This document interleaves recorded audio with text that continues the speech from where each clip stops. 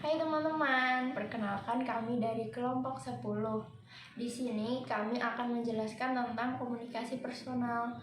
Nah, sebelumnya izinkan kami untuk memperkenalkan diri terlebih dahulu.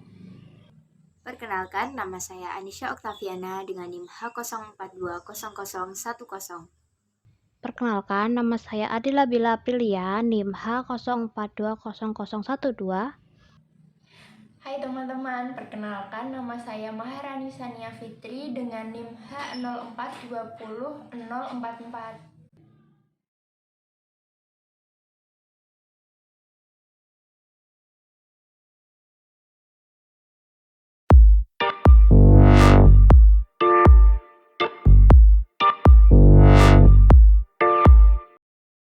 Di sini saya akan menjelaskan materi tentang komunikasi verbal. Selamat menyaksikan. Jadi di sini saya akan menjelaskan pengertian dari apa itu komunikasi. Menurut Kamus Besar Bahasa Indonesia atau KBBI, komunikasi adalah pengiriman dan penerimaan pesan atau berita antara dua orang atau lebih sehingga pesan yang dimaksud dapat dipahami. Pendapat lain mengenai apa itu komunikasi sendiri. Yang pertama ada Miller tahun 1951. Komunikasi adalah informasi yang disampaikan dari satu tempat ke tempat lainnya. Yang kedua ada Clevenger tahun 1959. Komunikasi adalah semua proses berbagi informasi yang dinamis. Pendapat lain adalah komunikasi merupakan proses sosial di mana individu-individu menggunakan simbol-simbol untuk menciptakan dan menginterpretasikan makna dalam lingkungan mereka. Pendapat lain yang selanjutnya ada komunikasi adalah proses memberi dan menerima berbagai makna di antara dua orang. Berikut merupakan model komunikasi menurut David Cabello. Komunikasi verbal merupakan komunikasi yang menyampaikan makna dengan menggunakan kata-kata. Dapat berupa oral, yaitu komunikasi yang dijalin secara lisan, dan written, atau komunikasi yang dijalin dengan tulisan. Unsur dalam komunikasi verbal ada yang pertama, kata atau lambang terkecil dari bahasa. Yang kedua ada bahasa. Merupakan sistem lambang yang memungkinkan orang berbagi makna. Lalu ada 3 teori yang membicarakan sehingga orang bisa memiliki kemampuan berbahasa. Yang pertama, Operant Conditioning Theory dari B.F. Skinner. Adanya unsur rangsangan atau stimulus serta tanggapan atau respon. Apabila satu organisme dirangsang oleh stimuli dari luar, orang cenderung akan memberi reaksi. Anak-anak mengetahui bahasa karena ia diajar oleh orang tuanya atau meniru apa yang diucapkan orang lain. Yang kedua ada cognitive theory dari Noam Chomsky. Kemampuan berbahasa yang ada pada manusia adalah pembawaan biologis yang dibawa dari lahir.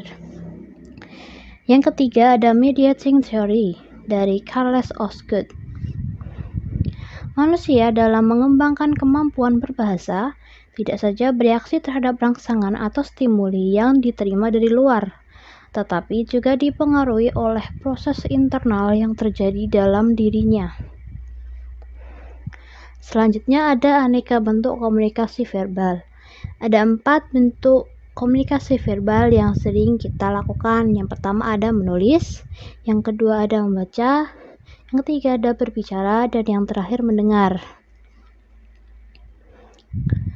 Lalu ada media komunikasi verbal. Yang pertama, ada media verbal tradisional, yaitu bentuk komunikasi yang tidak tergantung pada penggunaan komputer. Contohnya diskusi tatap muka, telepon, memo, surat, buletin, dan surat kabar. Selanjutnya ada media komunikasi verbal melalui media komputer, yaitu bentuk komunikasi yang tergantung pada penggunaan komputer. Contohnya internet, email, voicemail, instant messaging, video mediated communication atau VMC, misalnya video conferencing atau teleconferencing, dan speech technology. Selanjutnya ada aspek-aspek komunikasi verbal. Yang pertama ada vocabulary atau perbendaharaan kata-kata. Komunikasi tidak akan efektif bila pesan disampaikan dengan kata-kata yang tidak dimengerti. Karena itu, olah kata menjadi penting dalam berkomunikasi. Yang kedua ada racing atau kecepatan. Komunikasi akan lebih efektif dan sukses bila kecepatan bicara dapat diatur dengan baik, tidak terlalu cepat atau terlalu lambat. Yang ketiga ada intonasi suara. Mempengaruhi arti pesan secara dramatik sehingga pesan akan menjadi lain. Artinya, bila diucapkan dengan intonasi suara yang berbeda. Yang keempat ada humor. Harus diingat bahwa humor adalah merupakan satu-satunya selingan dalam berkomunikasi. Yang kelima ada singkat dan jelas. Komunikasi akan efektif bila disampaikan secara singkat dan jelas, langsung pada pokok permasalahannya sehingga lebih mudah dimengerti. Yang keenam ada timing atau waktu yang tepat. Hal krisis yang perlu diperhatikan adalah apabila seorang bersedia untuk berkomunikasi, artinya dapat menyediakan waktu untuk mendengar atau memperhatikan apa yang disampaikan. Selanjutnya ada keterbatasan bahasa. Yang pertama, keterbatasan jumlah kata yang tersedia untuk mewakili objek, yaitu kata-kata adalah kategori untuk merujuk pada objek tertentu. Yang kedua ada kata-kata bersifat ambigu dan kontekstual, yaitu kata-kata yang mempresentasikan persepsi dan interpretasi orang-orang yang berbeda. Yang ketiga ada kata-kata yang mengundang bias budaya, yaitu bahasa yang terikat oleh konteks budaya. Yang keempat ada pencampur adukan fakta atau uraian, penafsiran atau dugaan dan penilaian. Selanjutnya ada keterbatasan makna kata. Makna muncul dari hubungan khusus antara kata sebagai simbol verbal dengan manusia. Artinya makna tidak melekat dalam kata-kata, tetapi kata-kata membangkitkan makna dalam pikiran seorang. Yang kedua, tidak ada hubungan langsung atau alamiah antara referen atau objek dengan simbol atau kata yang digunakan untuk mempresentasikannya. Yang ketiga, ada makna dapat dikelompokkan ke dalam. Yang pertama, makna konotatif atau makna di luar rujukan objektifnya. Yang kedua, ada makna denotatif atau makna yang sebenarnya atau faktual. Kita dapat menciptakan kata apa saja dengan arti apa saja, dapat mengubah kapan saja dan sejauh berdasarkan kesepakatan. Lalu ada perbedaan dalam bahasa daerah. Di Indonesia terdapat beragam suku bangsa dengan budaya dan bahasa yang berbeda-beda. Tidak mengherankan jika berbagai kata-kata yang kebetulan sama atau hampir sama, tetapi dimaknai berbeda atau sebaliknya. Misal, cokot berarti ambil dalam bahasa Sunda dan gigit dalam bahasa Jawa.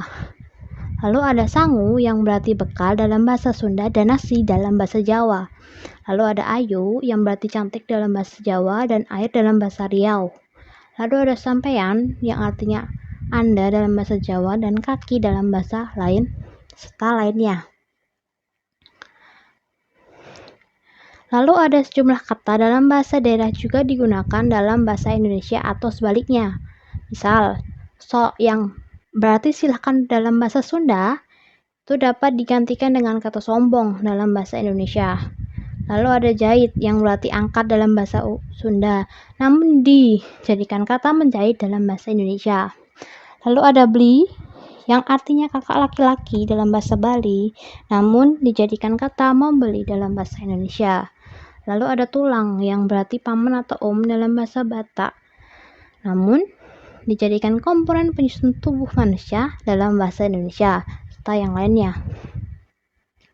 Lalu ada fungsi komunikasi verbal. Yang pertama, penamaan.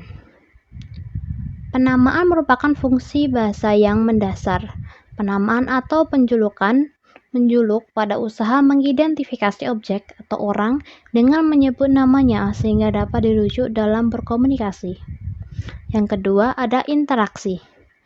Fungsi interaksi merujuk pada berbagai gagasan dan emosi yang dapat mengundang simpati dan pengertian ataupun kemarahan dan kebingungan. Yang terakhir ada transmisi informasi. Yang dimaksud dengan fungsi transmisi informasi adalah bahwa bahasa merupakan media untuk menyampaikan informasi kepada orang lain. Bahasa merupakan media transmisi informasi yang bersifat lintas waktu.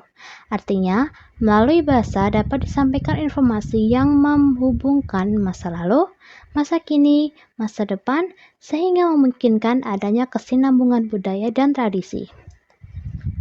Sekian materi yang dapat saya sampaikan. Terima kasih.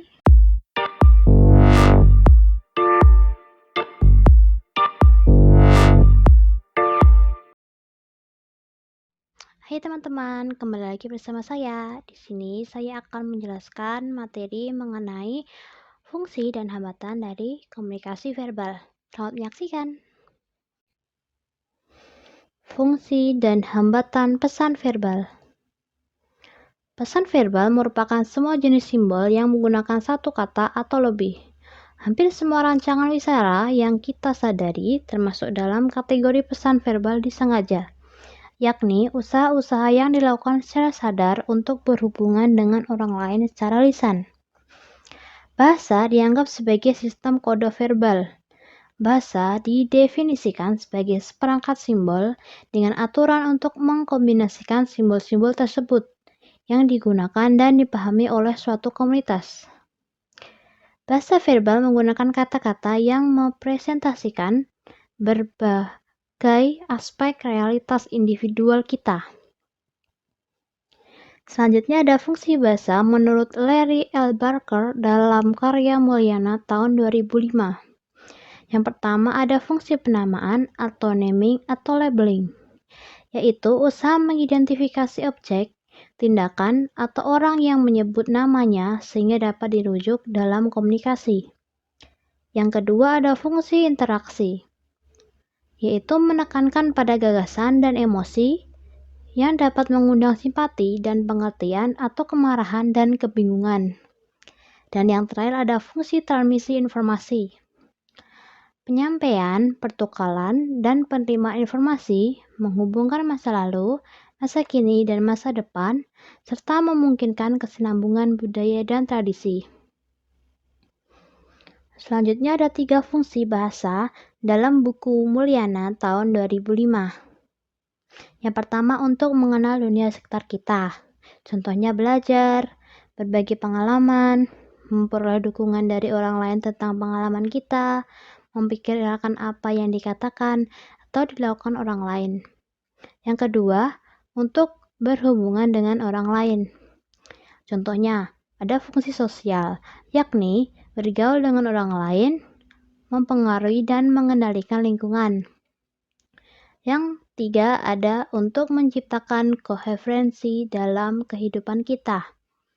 Contohnya, memungkinkan kita untuk hidup lebih teratur, saling memahami, mengenal diri, dan kepercayaan tujuan kita.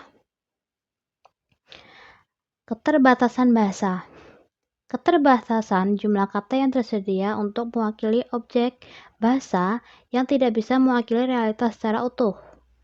Namun, keterbatasan jumlah kata tersebut juga membuat kita mampu untuk mengendalikan lingkungan dan berkomunikasi dengan orang lain. Kata-kata bersifat ambigu dan konstekstual karena mempresentasikan persepsi dan interpretasi orang-orang yang berbeda yang menganut latar belakang sosial budaya yang berbeda. Lalu ada kata-kata mengandung bias budaya. Nama sebagai simbol. Nama diri adalah dimensi pertama fungsi bahasa. Nama-nama tertentu dipandang memiliki kesan yang lebih baik.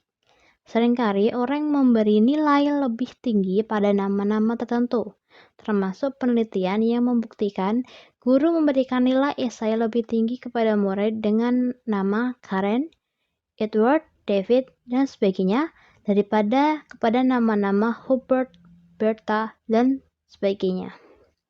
Meningkatnya nama populer yang memberikan hoki. Lalu ada bahasa gaul. Yang pertama ada bahasa kaum waria. Misalnya Ike atau Akika, artinya aku. Diana itu artinya dia. Duktrek itu adalah duit. Makci itu artinya kaum banci. Dan Inang itu iya. Dan Jahara itu jahat. Lalu ada bahasa MTV. Misal, hey guys, welcome back to the show. Atau oke, kita masih nongkrong bareng Syarah. Yang ketiga ada bahasa wanita dan bahasa pria. Wanita dilaporkan mengenal lebih banyak warna, lebih lazim menggunakan kata-kata yang bersifat hambar, seperti sweet, cute, and lovely. Bahasanya tidak setegas pria, lebih banyak menggunakan kalimat dengan ekor tanya, menggunakan banyak kata yang menunjukkan kurang percaya diri, seperti maybe, perhaps, would you please. Wanita lebih banyak menggunakan bahasa ekspresif yang menyatakan emosi dan memelihara hubungan. Contohnya, apakah Anda tahu bahwa... Lalu bahasa pria, lebih banyak menggunakan bahasa instrumental. Memerintah, mengendalikan, melaporkan informasi, memecahkan masalah, dan menyelesaikan tugas. Dan menggunakan pernyataan lebih kuat yang menekankan kepatuhan, persetujuan, atau kepercayaan. Bahasa dengan konteks tinggi dan konteks rendah. Sifat komunikasi dengan konteks tinggi adalah tahan lama, lamban berubah dan mengikat kelompok yang menggunakannya, lebih menyadari sifat adanya penyaringan budaya, dan lebih terampil membaca pesan nonverbal. Lalu ada perbedaan antara konteks tinggi dan konteks rendah. Konteks tinggi sendiri merupakan komunikasi konteks tinggi, yang kebanyakan pesan bersifat implisit, tidak langsung, tidak terus terang, dan lebih terampil membaca pesan nonverbal. Lalu ada konteks rendah, yaitu komunikasi yang berkonteks rendah, yang biasanya pesannya bersifat verbal dan eksplisit. Gaya bicaranya langsung, lugas, dan terus terang. Menyatakan apa yang dimaksudkan, atau they say what they mean, and memaksudkan apa yang dikatakan, atau they mean what they say. Lalu ada hambatan dalam pesan verbal. Yang pertama ada polarisasi, yang kedua ada orientasi intensional dan ekstensional. Yang ketiga ada kesalahan karena menyimpulkan fakta secara keliru. Yang keempat ada potong kompres atau bypassing. Yang kelima atau kesemuaan atau allness. Yang keenam ada evaluasi statis, dan yang terakhir ada indiskriminasi. Yang pertama ada polarisasi, yaitu kecenderungan untuk melihat dunia dalam bentuk lawan kata dan menguraikannya dalam bentuk yang ekstrim. Misalnya, tinggi menjadi rendah, baik menjadi buruk, dan pintar menjadi bodoh. Kesalahan polarisasi sering disebut dengan kesalahan salah satu atau either or atau hitam putih. Lalu ada mengoreksi kecenderungan polarisasi. Yang pertama, berhati-hati jangan sampai percaya bahwa seseorang atau kelompok hanya terdiri atas dua kubu yang berlawanan secara ekstrim. Misal, kelompok pro dan kontra. Bisa saja kelompok pro pada isu tertentu dan kontra pada isu-isu yang lain. Yang kedua ada orientasi intensional dan ekstensional. Orientasi intensional adalah kecenderungan kita untuk melihat manusia, objek, dan kejadian sesuai dengan ciri yang melekat pada mereka. Misal, jika marga dicirikan sebagai orang yang tidak baik, kita cenderung akan memandang marga sebagai orang yang tidak baik, bahkan terlepas dari apa yang dikatakan atau dilakukan. Orientasi intensional terjadi apabila kita bertindak seakan-akan label adalah lebih penting daripada orangnya sendiri. Lalu ada orientasi ekstensional, yaitu kecenderungan untuk melebih dahulu memandang manusia, objek, dan kejadian, dan baru setelah itu memberikan labelnya. Lalu cara memperbaiki orientasi intensional. Yang pertama, lakukan ekstensionalisasi, yakni memberikan perhatian utama Anda pada manusia, benda atau kejadian-kejadian di dunia sesuai dengan apa yang Anda lihat, dan bukan menurut uraian kata-kata yang pernah Anda dengar tentang manusia, benda atau kejadian yang bersangkutan. Contoh, pada kasus marga, bila bertemu dengan marga, berinteraksilah dengannya, amati, dan bentukkah kesan Anda. Yang ketiga, ada kekacauan karena penyimpulan fakta yang keliru. Contoh, seorang wanita sedang berjalan dan secara tak terduga bertemu dengan kawan lamanya yang tidak pernah terdengar kabarnya, apalagi dijumpainya selama 10 tahun terakhir. Kawan ini sedang mengandeng seorang anak laki-laki. Setelah berkangen-kangen sejenak, wanita itu bertanya, "Apakah ini anakmu?" Dan kawannya menjawab, "Ya, saya menikah, kira-kira 6 tahun yang lalu." Wanita itu kemudian bertanya kepada si kecil, "Siapa nama manis?" Dan anak itu menjawab, "Sama dengan nama ayah." "Oh," kata wanita itu, "kalau begitu namamu Peter." Hambatan pengamatan yang bersifat sekilas sering dinamakan sebagai implikasi pragmatis yang diperoleh dari kesimpulan dan bukan fakta. Lalu ada perbedaan antara pernyataan faktual dan pernyataan inferensial. Pernyataan faktual biasanya hanya bisa dibuat setelah pengamatan. Yang kedua ada terbatas pada apa yang diamati, hanya dapat dibuat oleh pengamatannya, hanya dapat mengenai hal yang telah lalu atau sekarang, mendekati kepastian, dan dapat dibandingkan dengan standar yang bisa diperiksa. Lalu ada pernyataan inferensial. Biasanya dapat dibuat sembarang waktu. Melampaui apa yang telah diamati, dapat dibuat oleh siapapun, dapat mengenai masa lalu, masa sekarang, dan masa yang akan datang, mengandung probabilitas tertentu, dan tidak bisa dibandingkan dengan standar yang bisa diperiksa. Lalu cara memperbaiki kesalahan dalam menyimpulkan fakta. Yang pertama, sadarilah bahwa pernyataan inferensial perlu dibuat secara tentatif. Sadarilah bahwa pernyataan inferensial terbuka untuk memungkinkan alternatif. Yang terakhir, secara psikologi siap untuk menghadapi bahwa pernyataan inferensial itu bisa keliru. Lalu keempat, ada potong kompas atau bypassing. Merupakan kesalahan evaluasi di mana orang gagal mengkomunikasikan makna yang mereka maksudkan. Biasanya terjadi bila pengirim pesan dan penerima pesan saling menyalahartikan makna pesan mereka. Bisa terjadi dalam dua bentuk. Yang pertama, gunakan kata-kata yang berbeda. Barangkali beberapa di antaranya tidak pernah diucapkan, namun memberikan makna yang sama terhadap kata-kata tersebut. Atau yang kedua, dua orang menggunakan kata yang sama, namun maknanya berbeda, yang sebenarnya tidak sependapat. Bahwa kata yang tidak memiliki makna ada di dalam diri manusia itu sendiri. Lalu, cara memperbaiki potong kompas. Yang pertama, mencari makna pada orang dan bukan pada kata-kata itu sendiri. Karena kata-kata dapat menggantung makna sesuai dengan orang yang menggunakannya, dan orang mungkin juga menggunakan kata-kata yang berbeda untuk mengkomunikasikan makna yang sama. Yang kedua, menerapkan teknik mendengarkan aktif. Yang ketiga, ada mengulang kata-kata pembicara untuk mengecek apakah ada kesepakatan atau ketidaksependapatan. Lalu yang terakhir ada konfirmasi ulang dengan mengajukan pernyataan untuk mengecek apakah Anda sudah memahami maksud pembicara. Yang kelima, atau kesemuaan, atau allness.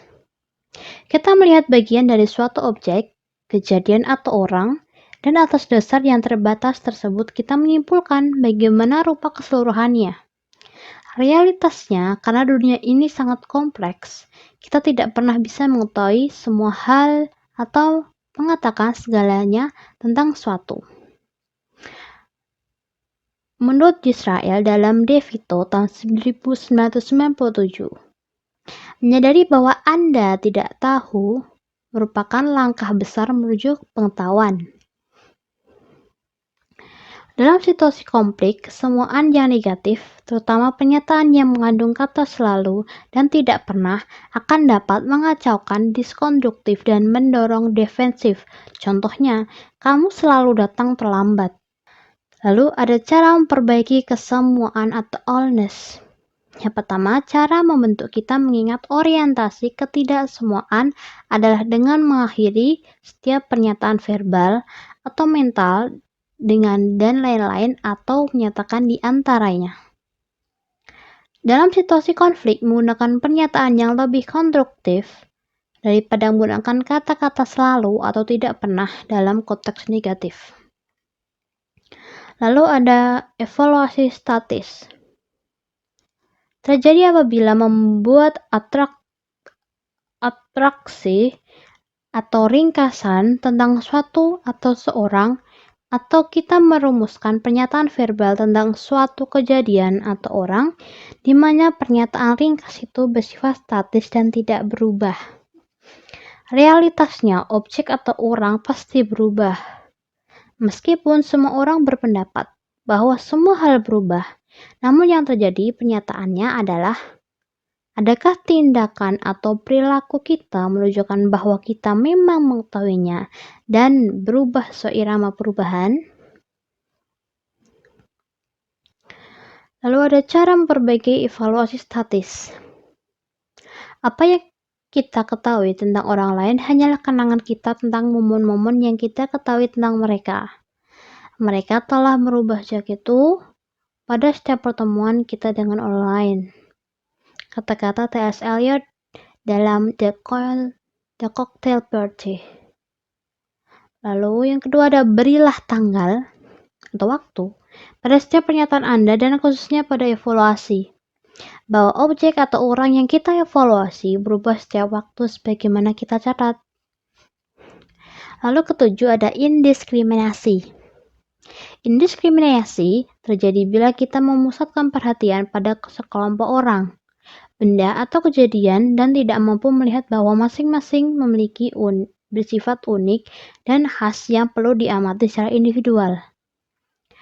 Salah evaluasi merupakan inti dari stereotip, yakni gambaran mental yang menetap tentang kelompok tertentu yang kita anggap berlaku untuk setiap orang atau anggota dalam kelompok tersebut tanpa memperlihatkan kekhasan orang yang bersangkutan.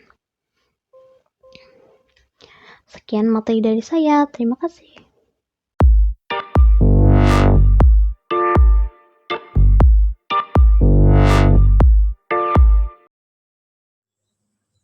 Hai teman-teman, di sini saya akan menjelaskan tentang definisi, karakteristik, dan fungsi dari komunikasi nonverbal.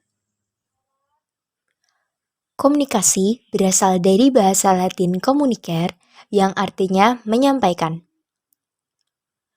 Komunikasi adalah suatu aktivitas penyampaian informasi, baik itu pesan, ide, dan gagasan dari satu pihak ke pihak lainnya yang dilakukan secara langsung maupun tidak langsung.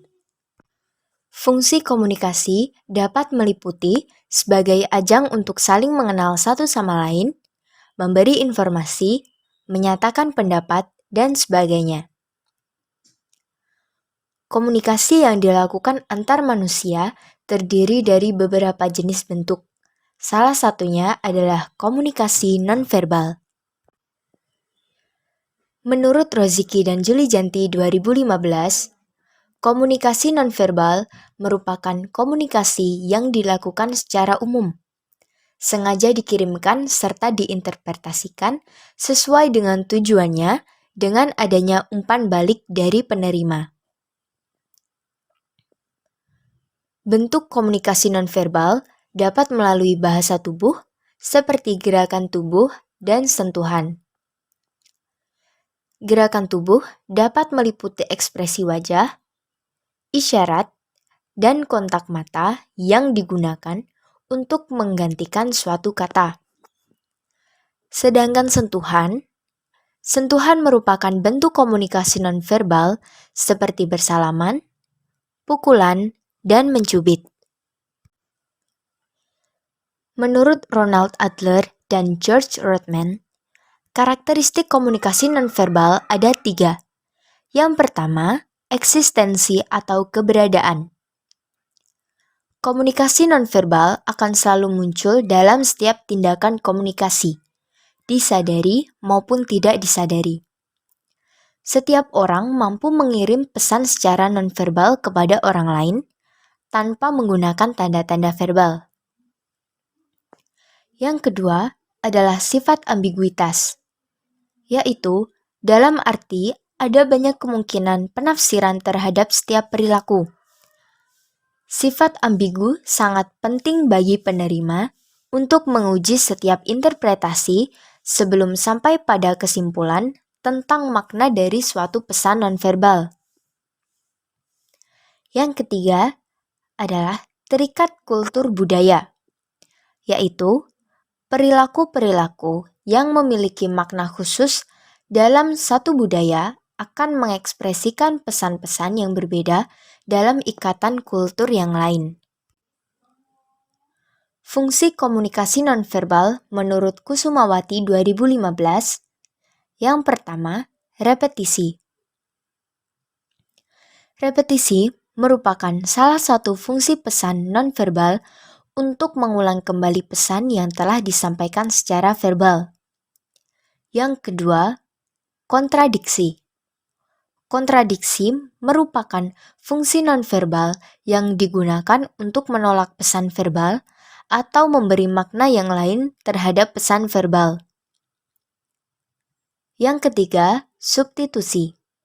Substitusi merupakan fungsi pesan nonverbal yang digunakan sebagai pengganti lambang verbal.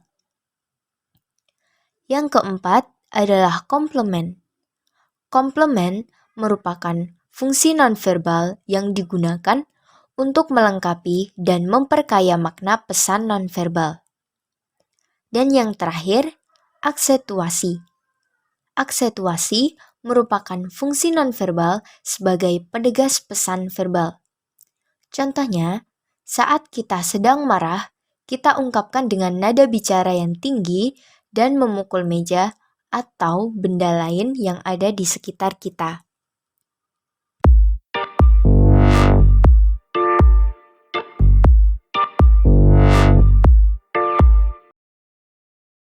Hai teman-teman, kembali lagi bersama saya. Di sini saya akan menjelaskan materi mengenai bentuk-bentuk komunikasi nonverbal dalam bahasa lisan dan tulisan. Selamat menyaksikan. Komunikasi nonverbal. Komunikasi nonverbal sebagai suatu proses penciptaan dan pertukaran pesan yang tidak menggunakan kata-kata, seperti komunikasi yang menggunakan gerakan tubuh, sikap, kontak mata, ekspresi muka, kedekatan jarak, dan juga sentuhan. Lalu ada jenis-jenis komunikasi nonverbal. Yang pertama, ada komunikasi objek. Orang sering dinilai dari jenis pakaian yang digunakannya, walaupun ini dianggap termasuk salah satu bentuk stereotip. Misalnya, orang sering lebih menyukai orang lain yang cara berpakaiannya menarik. Selain itu, dalam wawancara pekerjaan, seorang yang berpakaian lebih baik cenderung mudah mendapat pekerjaan daripada yang tidak. Kronemik adalah bidang yang pelajari penggunaan waktu dalam komunikasi nonverbal, dan haptik adalah bidang yang mempelajari sentuhan sebagai komunikasi nonverbal. Lalu yang kedua ada prosemik. Yang pertama ada jarak intim. Jarak intim yaitu jarak dari mulai bersentuhan sampai jarak 1,5 kaki. Biasanya jarak ini untuk melindungi dan menyenangkan. Yang kedua, ada jarak personal, yaitu jarak yang menunjukkan keakraban dalam suatu hubungan. Jarak ini berkisar antara 1,5 jari sampai 4 jari. Yang ketiga, ada jarak sosial. Pembicara menyadari betul kehadiran orang lain. Karena itu, dalam 7 jarak ini, pembicara berusaha tidak mengganggu dan menekankan orang lain. Yang keempat ada jarak publik, yaitu jarak publik berkisar antara 12 kaki sampai tak terhingga. Lalu ada gerakan tubuh. Dalam komunikasi nonverbal, gerakan tubuh meliputi kontak mata, ekspresi wajah, isyarat, dan sikap tubuh. Gerakan tubuh biasanya digunakan untuk menghentikan suatu kata atau frase. Misalnya, mengangguk untuk mengatakan iya dan menjelaskan sesuatu.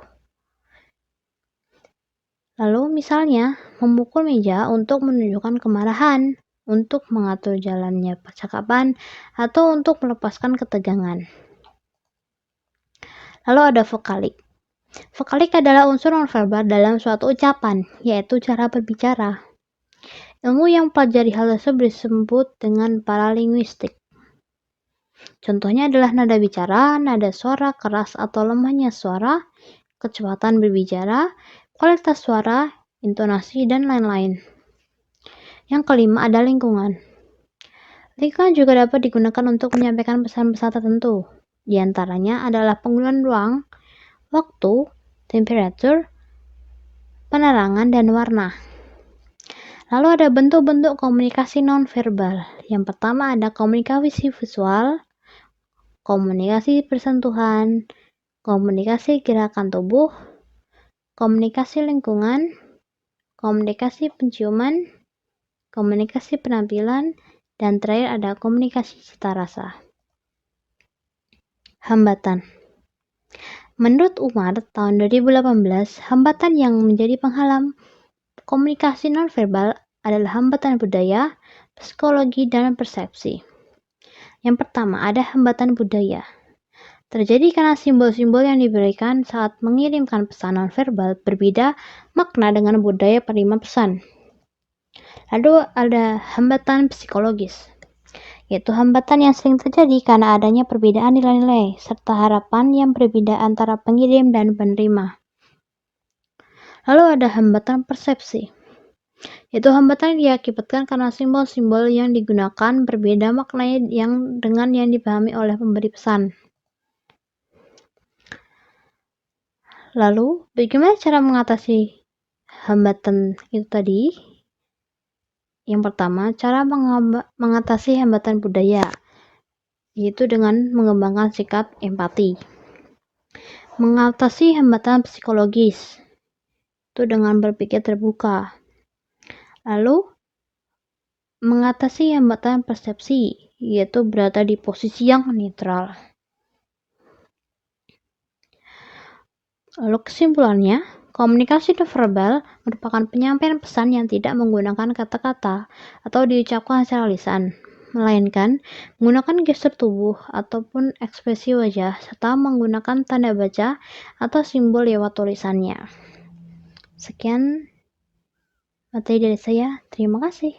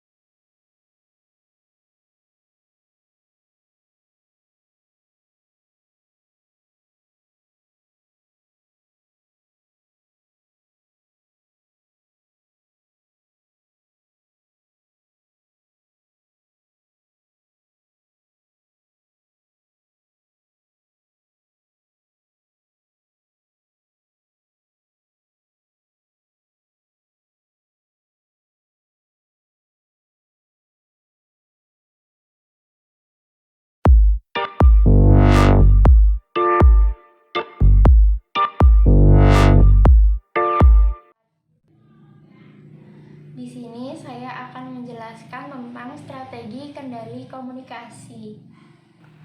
Pola kendali dalam komunikasi merupakan suatu keahlian atau kecakapan komunikator untuk mengendalikan lingkungannya melalui pesan-pesan kendali.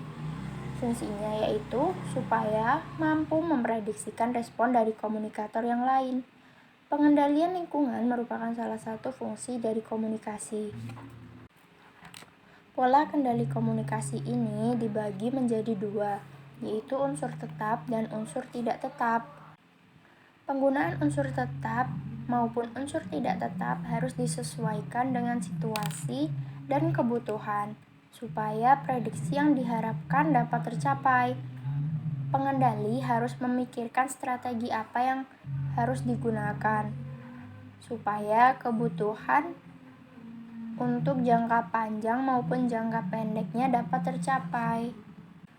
Kemudian, strategi kendali komunikasi. Strategi kendali komunikasi itu merupakan pola-pola kendali komunikasi yang terdiri dari banyak strategi kendali komunikasi. Strategi-strategi tersebut mengalami proses uji coba yang sederhana.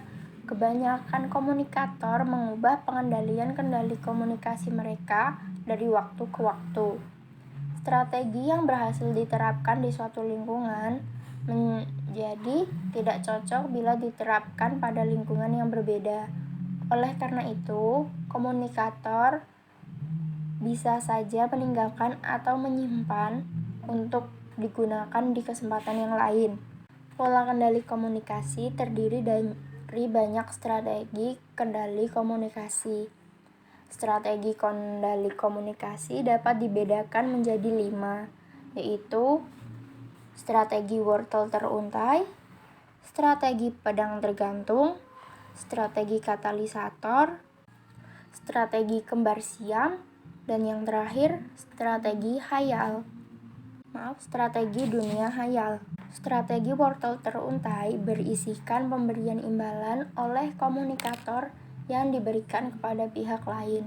Tujuannya yaitu supaya komunikator dapat meningkatkan probabilitas untuk memperoleh respon yang diinginkan dengan pemberian imbalan. Imbalan tersebut bisa berupa objek nyata maupun objek kiasan. Kemudian yang kedua, strategi pedang tergantung. Strategi ini didasarkan pada asumsi bahwa komunikator akan mengulang perilaku yang menyebabkan diberinya imbalan. Komunikator yang hendak mengurangi probabilitas respon yang diinginkan akan berlindung pada strategi pedang tergantung. Strategi ini merupakan hukuman. Untuk yang ketiga, yaitu strategi katalisator.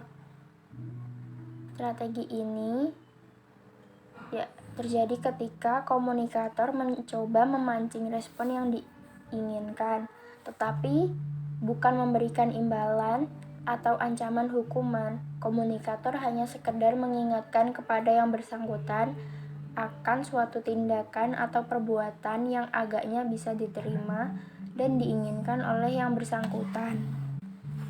Strategi kembar siam yaitu strategi yang digunakan terhadap hubungan yang sudah terbentuk dengan baik antara komunikator dengan cara mereka selalu bersama-sama. Kemudian yang terakhir, strategi dunia hayal. Strategi ini biasa disebut fairyland strategies, mengandalkan pada ilusi atau khayalan pada perasaan-perasaan yang ditimbulkan sendiri. Khayalan ini dapat memberikan semacam ketenangan dari perasaan cemas, tetapi memberi dasar realitas yang tidak seberapa dan tidak cukup untuk menggantikan kendali yang sebenarnya. Adapun contohnya dari masing-masing strategi tersebut. Misalnya pada strategi wortel teruntai. Contohnya yaitu ketika orang tua selalu memanjakan seorang anak dengan apa yang dia inginkan, sampai dewasa nanti akan merasa dimanjakan. Ketika dia merasa tidak mendapatkan atau tidak merasakan apa yang dia inginkan, maka ada dua perspektif dalam dirinya, yaitu perspektif positif dan negatif. Dalam perspektif positif, dia akan mengatur dirinya sendiri menjadi individu yang lebih baik. Sedangkan dalam perspektif negatif, entah apa caranya agar dia dapat membajakan dirinya sendiri. Nah, yang kedua, strategi pedang tergantung. Contoh dari strategi ini yaitu ketika Anda bekerja dan bos Anda meminta Anda lembur, Anda pasti akan diberikan imbalan berupa upah atau paling tidak diberikan ucapan terima kasih. Kemudian strategi yang ketiga yaitu misalnya ketika orang tua memperbolehkan anaknya memilih antara begadang atau tidur pada jam seperti biasanya. Hal ini dapat mengisyaratkan pilihannya terhadap salah satu, yaitu antara begadang atau tidur. Contoh strategi kembar siam yaitu seperti hubungan dalam perkawinan yang pastinya bertemu setiap harinya. Dan yang terakhir yaitu strategi dunia hayal. Contohnya yaitu ketika seorang pemuda mengabaikan isyarat-isyarat halus sebagai penolakan teman wanita kencannya dan terus memaksakan dirinya untuk mendapatkan balasan cintanya. Nah, sekian penjelasan mengenai strategi kendali komunikasi dari saya. Kurang lebihnya saya mohon maaf. Wassalamualaikum warahmatullahi wabarakatuh.